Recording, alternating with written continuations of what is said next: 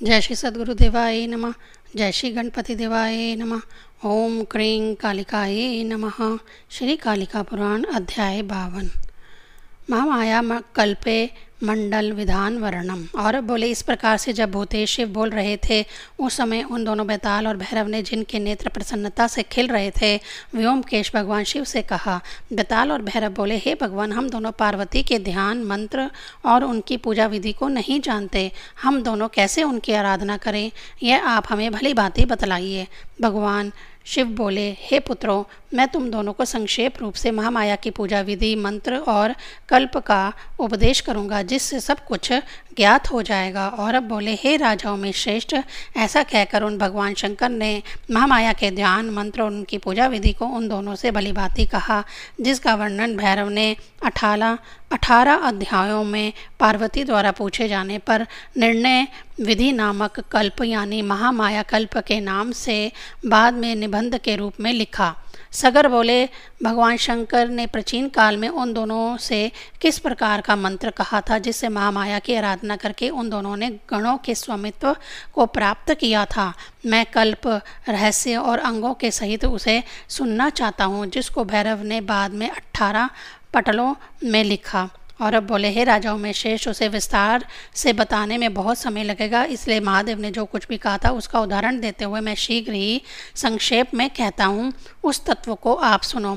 बेताल और भैरव द्वारा पूछे जाने पर उन महादेव ने उस समय पार्वती के जिस मंत्र को कहा था उसे सुनो। श्री भगवान बोले, मैं महामाया के महान उत्सव संबंधी गोपनीय से भी गोपनीय श्रेष्ठ वैष्णवी के अष्टाक्षर मंत्र को कहूँगा, तुम दोनों ध्यान से सुनो। इस श्री वैष्णवी मंत्र के ऋषि नारद देवता शंभु छंद अनुष्ठभ है। इसका विनियोग सभी कार्यों की सिद्धि में किया जाता है।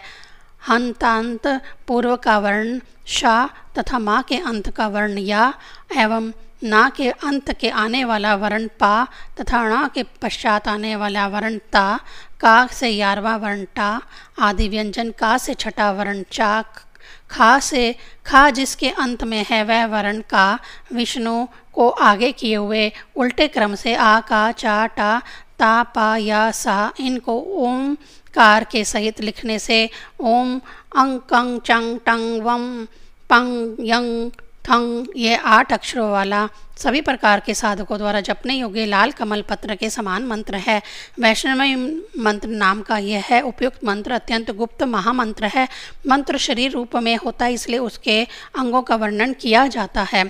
महादेव का ऊर्ध्वमुख ओंकार अक्षर इसका बीज कहा गया है तथा याकार को इसकी शक्ति कहा गया है। हे भैरव, बीज के सहित मैंने मंत्र को कहा है। अब कल्प यानी पूजा पद्धति को सुनो। वैष्णवी पूजा कल्प पहले तीर्थस्थान में, नदी में, देवकुंडों में, गहरे घट्टों या झरने आदि में दूसरों से संबंधित ना होकर जल में स्नान करना चाहिए। तत्पश्चात आचमन कर आदि से पवित्रता को प्राप्त कर आसन ग्रहण करें। तब उत्तर की ओर मुँह करके अपने हाथ से यूं सहस्त्राया इस मंत्र से पृथ्वी पर वेदी का स्वयं मार्जन करें।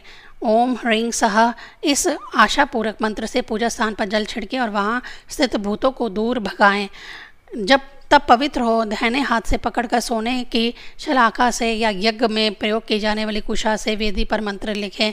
इस क्रम में ओम वैष्णवाय नमः या मंत्रराज वैष्णवी मंत्र लिखना चाहिए। तब उसी कुशा आदि से समान रेखा पर 3 मंडल बनाए। नित्य पूजा में रजगणों से मंडल बनाने की आवश्यकता नहीं है, किंतु पुनश्चरण कार्यों में तथा कामना परक कार्यों में मंडल विधान अवश्य करना चाहिए। मंडल बनाते समय पहली रेखा उत्तर दिशा में, तब पश्चिम में, तत्पश्चात दक्षिण में और अंत में पूर्व की दिशा में बनाना चाहिए। द्वारों के सहित अक्षरों का यही क्रम होना चाहिए।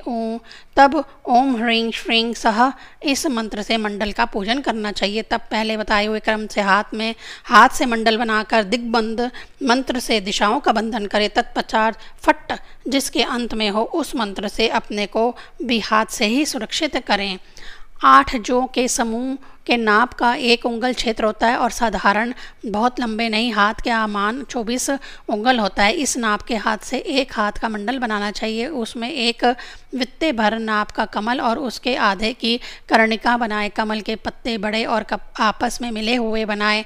बाहर के घेरे क्रम या अधिक नहीं होने चाहिए। उनके ठीक मध्य भाग में द्वार बनाना चाहिए जो ना कम हो ना अधिक। इस प्रकार सुंदर बंधा हुआ लाल रंग का मंडल बनाना चाहिए जो देवी के पूर्व वर्णित प्रभावशाली मंडल को इससे भिन्न या उपयुक्त लक्षणों से हीन बनाता है। उसकी ना अभीष्ट कामना ही पूरी होती है और ना ही उसे उचित फल ही प्राप्त होता है। इसलिए यहाँ पर मंडल बनाने का विधान बताया गया है। श्री कालिका पुराण में महामाया कल्प का मंडल विधान वर्णन नामक 52 अध्याय पूर्ण हुआ। अध्याय 53 महामाया कल्पे ध्यान न्यास वर्णम। श्री भगवान बोले, तब लम इस मंत्र से अर्धपात्र रखने के लिए द्वार पर और कमल से रहित चकोर मंडल बनाना चाहिए। उस मंडल पर पहले ओम ह्रीं श्रीं इस मंत्र से अर्धपात्र को स्थापित करें। तत्पश्चात वही पूजा करके साधक सफलता को प्राप्त करता है। ओम ह्रीं ह्रों इस मंत्र से उस अर्ध पात्र में गंध पुष्प और जल डालें, तब मंडल बनाएं। पहले की भांति मंडल बनाकर अर्ध पात्र में 3 भाग जल भरें और उस पात्र में पुष्प छोड़ें। विद्वान साधक तब ह्रीं इस मंत्र से अपने आसन का पूजन करें और तत्पश्चात श्रौम इस मंत्र से अपने पूजन करने के लिए गंध पुष्प से अपने मस्तक का पर पूजन करें और उसके बाद पूजन आरंभ करें। ओम ह्रीं सह इस मंत्र से पुष्प को हाथ में रखकर हाथ से मसलकर बाएं हाथ से सूंघकर पहले बताए मंत्र द्वारा बाएं हाथ से ही विद्वान साधक को उसे ईशान कोण में फेंक देना चाहिए। तब लाल पुष्प हाथों में लेकर पाणी कच्छप मुद्रा में बांधकर दलहन प्लवन आदि क्रियाएं संपन्न करनी चाहिए। बाएं हाथ की तर्जनी उंगली पर दाहिने हाथ की कनिष्ठिका और दाहिने हाथ की तर्जनी उंगली पर बाएं हाथ के अंगूठे को लगाएं। दाहिने अंगूठे को उठाए हुए बाएं हाथ की मध्यमा आदि उंगलियों को दाहिने हाथ के पिछले भाग में लगाए तथा दाहिने हाथ की मध्यमा तथा अनामिका उंगलियों को नीचे किए हुए बाएं हाथ के पितृतीर्थ में लगाएं। तत्पश्चात दाहिने हाथ को कछुए के पीठ के समान बनाएं। इस प्रकार से हाथ द्वारा सुंदर ढंग से बनाया हुआ यह पाणी कच्छप मुद्रा सब सिद्धियों को देती है। उपयुक्त पाणी कच्छप को अपने हृदय के निकट लाकर अपने दोनों नेत्रों को बंद करके सिर और गले के समान रेखा में लाकर विद्वान साधक को सिर मन से दहा और प्लवन आदि क्रियाओं को करने के पश्चात देवी का ध्यान प्रारंभ करना चाहिए। पहले अग्नि तत्व को वायु में डालकर वायु को जल में और जल को हृदय में और हृदय को निश्चल आकाश तत्व में विक्षेपित करें। ओम हुम फट इस मंत्र से गूंजते हुए ब्रह्मरंध्र को मस्तिष्क में तथा शब्द के सहित जीव को आकाश में स्थापित करें। तब वायु अग्नि यम शक्र यानी इंद्र और वरुण के बीज मंत्रों या रा मा ला और वा को चंद्र बिंदुओं सहित क्रमशः एक दूसरे के आगे रखते हुए साधक को अपनी शुद्धि के लिए क्रमशः शोणन दहन उत्सादन तथा पयूष सेवन यानी अमृतीकरण की श्रेष्ठ क्रियाओं को चिंतन मात्र से ही पूर्ण करना चाहिए। तब देवी के बीज मंत्र ला से जम्बू नद यानी सोने की अणुमात्र आकृति को पाकर ओम ह्रीं श्रीं मंत्रों से उसे 2 भाग करें। ऊपरी भाग में हृदय लोक स्वर्ग लोक और आकाश का निष्पादन करें तथा शेष निचले भाग में भुवलोक पाताल लोक और 7 द्वीपों से युक्त जल में स्थित संपूर्ण पृथ्वी का चिंतन करें।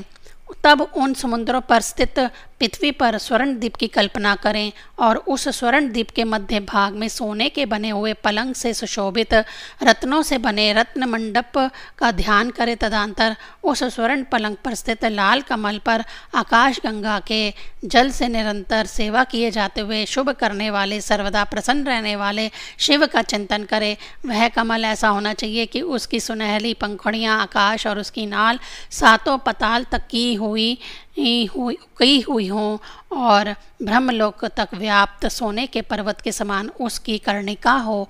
उस पर स्थित महामाया का एग्राक मन से ध्यान करें। देवी का ध्यान वे महामाया देवी लाल कमल के समान आभा वाली, लंबे लंबे खुले हुए केशों वाली, चंचल सोने के बने हुए कुंडलों से चमकती हुई, उज्जवल कांति से सुशोभित, सोने और रत्नों से संपन्न 2 कुंडलों की वो धारण करने वाली है। वे श्वेत, काले और लाल 3 रंगों वाले सुंदर नेत्रों से सुशोभित है। उनके कपोल यानी गाल संध्याकालीन चंद्रमा के समान है तथा उनके नेत्र चंचल है। उनके दांत पके हुए अनार के बीज के समान तथा भौहें सुंदर प्रभापूर्ण मिली हुई हैं तथा उनके दंत वसन यानी होंठ बंधुक पुष्प के समान लाल है और उनकी नासिका शीर्ष पुष्प के समान आभा वाली है। उनकी 4 भुजाएं हैं तथा वह बिना वस्त्र की है और उनके स्तन उठे हुए एवं विशाल हैं।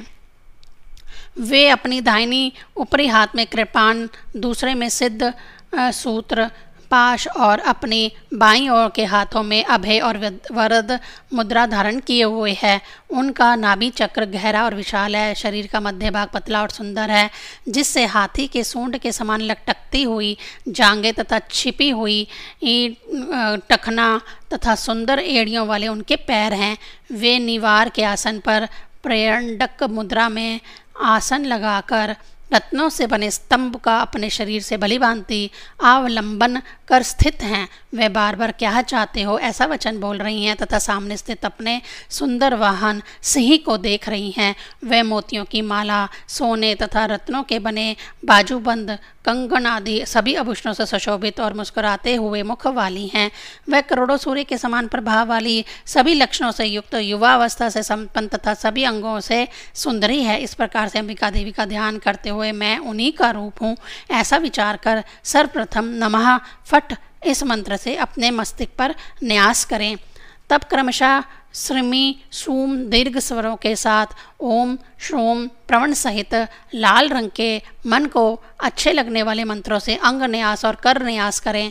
अंगुष्ठा से कनिष्ठिका तक न्यास करते हुए फट इस मंत्र से हाथ को लपेट कर करतल द्वेष पर न्यास करें। तत्पश्चात हृदय, सिर, शिखा, कवच और नेत्रों में क्रमशः न्यास करें। तत्पश्चात मुख, पीठ, पेट, बाहु, ग्रुह, पैरों, जंघों तथा टखनों में क्रमशः महामाया के मूल मंत्र के 8 अक्षरों का ओंकार पूर्वक स्मरण करते हुए न्यास करें। इस प्रकार से अत्यंत शुद्ध शरीर से की हुई पूजा सदैव सार्थक होती है, अन्यथा नहीं, क्योंकि शरीर शुद्धि और मन से ध्यान और भूत शुद्धि मनुष्य के मनोनिवेश में सहायक होती है। श्री कालिका पुराण में महामाया कल्प का ध्यान न्यास वर्ण संबंधी 53वां अध्याय संपूर्ण हुआ। ओम क्रीं कालिकाये नमः।